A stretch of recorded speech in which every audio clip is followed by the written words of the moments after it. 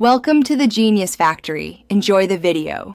You begin with a clean surface, so wash and dry the panel and remove loose grit using 2 microfiber towels. Once done, knead the clay into a flat puck and inspect the paint under a light. You want to see where particles are embedded. Next, spray plenty of lubricant on a 1 foot by 1 foot area and glide the clay gently, short back and forth strokes to pick up paint particles.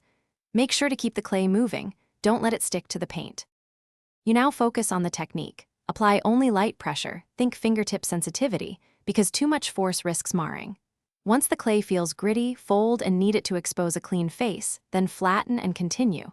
Make sure to relubricate the next 1 foot by 1 foot section before you glide. That prevents drag.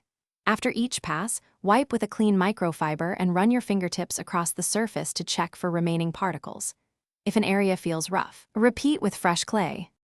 You finish by inspecting the entire vehicle panel by panel, then use a fine polish if any minor marring appears from the clay process.